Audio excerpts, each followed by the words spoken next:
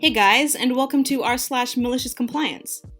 Before we get into the video, let's talk about games. Have you ever wanted to play a game but you couldn't decide between, say, a sci-fi first-person shooter and a puzzle? Well, good news, friendo, now you can have both! Weaverse is a surreal sci-fi first-person shooter title from indie developer Yellow Cat Rabbit that will feature platforming and puzzle elements. While traveling through a strange world, you will face multiple enemies of varying kinds, maintaining a mysterious story that drives it all together. They're going into Steam Early Access on May 24th, and it will be released at the same time as a light Kickstarter campaign. The Kickstarter is more focused on getting everything the team needs in order to improve the overall game, as it will be released later in 2019, no matter what. So if Weaverse looks like something you'd want to play, which it should, look at it, then check it out on Steam on May 24th. Or if you're feeling generous and want to support an indie developer, check out their Kickstarter. Links to everything will be in the description. Now, on with the malicious compliance. Do whatever we need to do to remove urine stains from your neglected dog's coat? Well, okay. Until recently, I worked at a terribly run dog grooming salon. My boss had so little backbone, I think she's scientifically classified as an invertebrate. So all the customers were used to walking all over us, since she'd give them whatever they wanted, no matter how ridiculous or time-consuming it was. She'd also randomly decide not to come into work if she didn't want to get out of bed, and not let me know until hours passed when she was supposed to be in, leaving me, the only employee, to run the shop alone. This incident happened on a day that she wasn't there, so I was already very behind. One of my least favorite clients came in with his dog, a really sweet Coton de Tuileries, white fluffy thing. He initially refused to even give me the dog since my boss wasn't there, which was far from uncommon despite me being leagues beyond her in grooming ability and competence. I gave my usual speech about how I understood having a preference, offered to reschedule him, and reassured him my qualifications. Of course, that didn't satisfy him. He insisted he wanted only the best for his dog, reminding me like he does every time that his dog is a purebred Coton, despite the fact that he's never taken the dog on a walk, says he's an indoor dog, has never brought him to the vet, and gives him the cheapest food available because he can't afford anything as he doesn't have a job. He lives with his parents, he's about 30, you know the kind of guy. I finally tell him that he can let me groom the dog or pay the same-day cancellation fee as he's pushing past 15 minutes of this, and that's our lateness cutoff. He huffs and gives me the dog, but says he'll stay and watch the entire time. Our salon is in one room, and the lobby is separated by a half door, with the top half being closable, but normally stays open. After about 20 minutes of criticism, insults, and monologues of how I should be doing my job, I closed the top of the door in his face, stating that he was distracting the dog and making the service unsafe, which was the only circumstance where I could close it. I had peace for 45 blissful minutes as I finished the dog. Dog is amazing, super sweet and compliant somehow, and I do an amazing cut, deciding to hand scissor rather than clipper, which usually costs extra but I enjoy more, and I hope that if I showed how well I could groom, he'd be a little less insufferable. Now remember, this dog doesn't go on walks. He sits in a kid's playpen all day and night, just taken out to be played with like a toy. It's clearly not kept clean, and his butt is always stained yellow with urine. We're never able to get it out completely, no matter what shampoos or coat treatments we use, because, of course we can't. The dog's marinating in his own piss 24/7. When I open the door back up and return the dog, the dude immediately starts laying into me for how stained the dog's butt is. I explain that I can't change that and why. Surprise, a-hole can't wrap his head around what stain means, and tells me to get back in there and do your damn job. Use your head and do whatever you need to do to get it off. I'm a great customer service person. I've always been the one my bosses have sent in to talk down belligerent customers. I take a lot of pride in whatever my job is and genuinely love providing services that delight customers. I shaved that effing dog. Took the shortest clipper blade that was safe to his whole body save his head since I was too proud of how it came out. Dog was fine. Probably appreciated not having as much of a urine sponge on his ass, and it was midsummer. The human was less happy. He grabbed his dog and stormed out without paying. Luckily, we have customer cards on file for same-day cancellation charges, so I charged him the full cut amount plus the significant alterations fee, for when we need to do significant alterations on top of a finished cut to customer instructions that weren't given initially. I waited till I was done locking up to send his receipt, one of those sinful places that do text and email receipts only. I like to imagine that he showed up pounding on the doors. Never heard anything from boss. Not sure if he didn't call to complain or if she just didn't say anything. How long does something have to be sitting in its own filth for it to stain its fur? Like, that's ridiculous. And to never take it on a walk, even if it's an quote-unquote indoor dog, it still needs to go on a walk sometimes, you know? But I'm glad this person shaved that dog, and I hope that the whole situation bothered the owner so much that he learned a lesson from it. That lesson being, take care of your pet. Doing as my manager says. For a little background, I used to work for a job for 3 years, and I was promoted to be a shift manager. I'm basically a cashier that gets the privilege to count the safe. In any case, I got to softly order other coworkers on what I think will make the store run efficiently. But when it comes to anyone actually following orders, the store manager is the one in charge of them. It was a nice morning when I went to go buy some water and my total was something like $2. To my surprise, I got a coupon after my transaction that would be $4 off my next transaction of equal or greater value of the coupon. I thought to myself, sweet, and then continued on with the day. A few minutes later, these couponers came in and they are very aware about these $4 coupons. Basically what was happening was a glitch happened that made these coupons print out, regardless of what you bought or how much the transaction amount was. These couponers knew this, and what they were planning to do was hilarious to me. We sold small packs of Skittles that cost 67 cents. A case of them has 30 of these packs in them. Why is that relevant?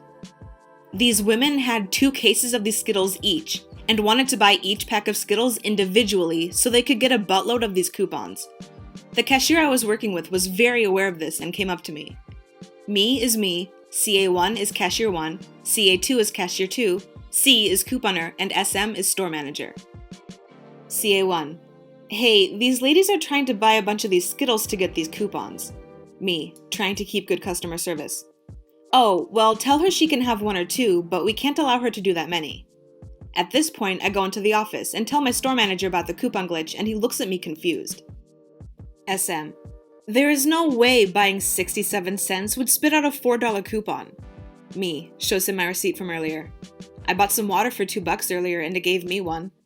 SM. Huh. Well, they're pretty smart for taking advantage of such a great situation. They can buy as much as they want.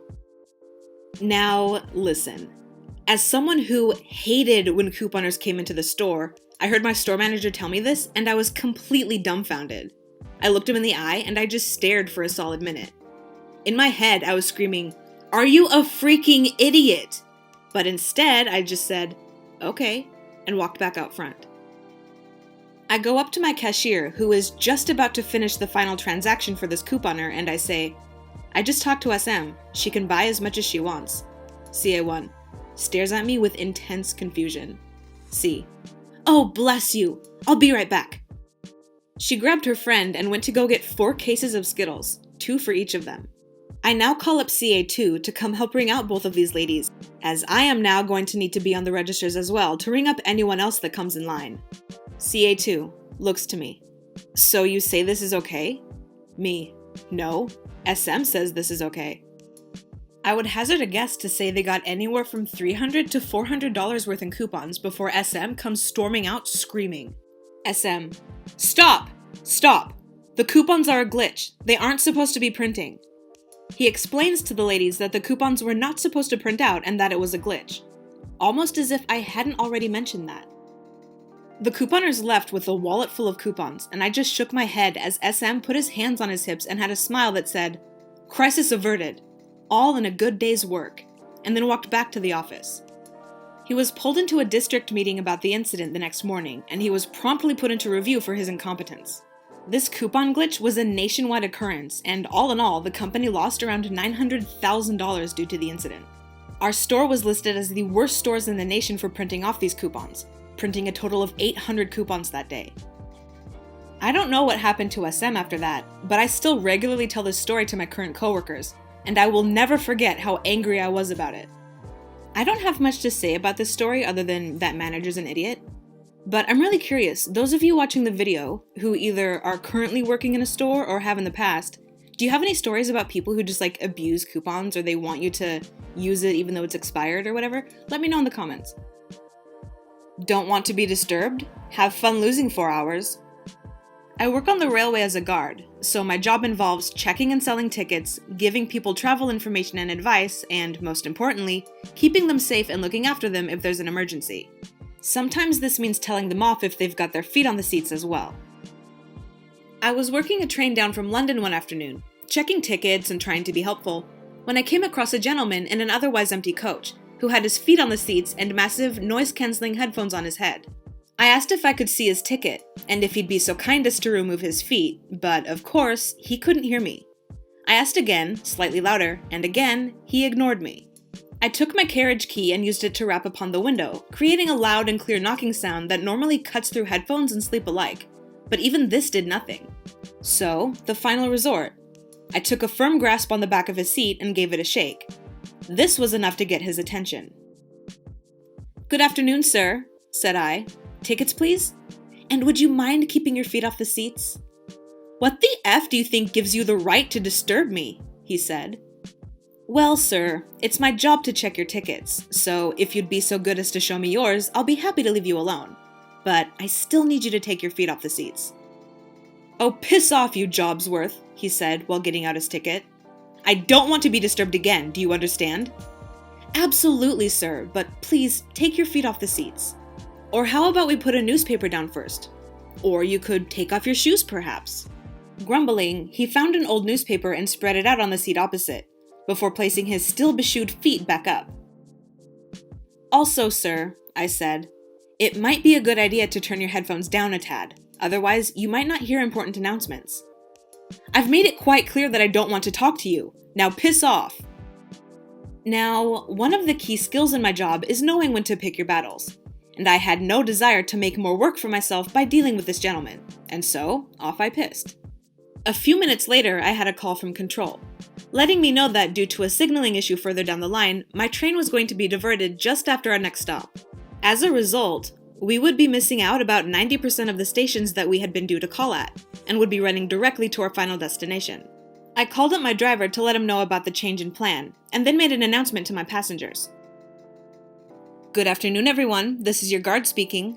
I have just received word from control that, due to a signaling issue at Station B, this train will no longer be diverted between Station A and Station G, and will no longer be calling at Station B, Station C, Station D, Station E, and Station F, and will instead be running fast directly to Station G.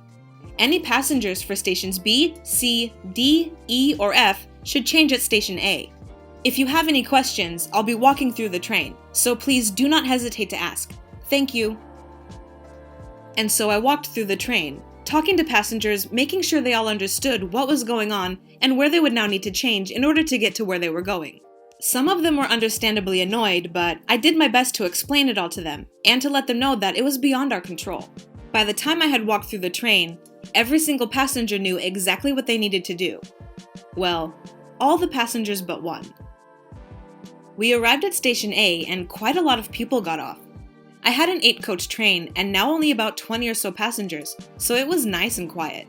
I made one last announcement about the diversion, then shut the doors and gave the driver 2 on the bell, the signal that we were ready to start. I happened to be in the same coach as the gentleman from earlier, who now had his eyes open and was looking out of the window. I watched him as he watched the world slide by as we pulled out of the station, and I watched him as he felt us bounce over a set of points that we would not have normally crossed over. I watched him as he began to realize that the view out of the window was wrong, and that we had gone down a different line than usual. And I watched him as we started to zip past stations that he had clearly never seen before, as we took the diversion down to Station G. After a few minutes, he walked up to where I was sitting in my little guard's office, and asked me what time we were due to arrive at Station B. Well, like I said in the announcements, we're not going to Station B anymore. We're running non-stop to Station G. I did make plenty of announcements about it. "Well, I didn't hear anything. Why didn't you tell me?" he shouted. "You made it perfectly clear that you didn't want me to disturb you, sir," I said, "and I had warned you about being able to hear the announcements." "Well, I need to get to Station B. How am I going to get there now?" This was perfect. This was the moment that I had been waiting for. I explained to him that he was now going to have to stay on this train until we got to Station G, wait around for half an hour or so, get another train from Station G to Station A, wait some more, and then get a bus from Station A to Station B. "How long is that going to take?" he asked. "Well," I said, "from Station A to Station G, along the diversion, is about an hour and a half each way, plus the waiting. So if the buses are good, about 4 hours or so, give or take." Well, needless to say, he was not happy about this, but there was nothing that I was able to do to help him out. And after all, he had made it clear that he did not want me to disturb him. I hope you guys enjoyed the video. If you did, please be sure to like and subscribe and comment and share it, and name it and keep it forever. It's yours now. You're welcome.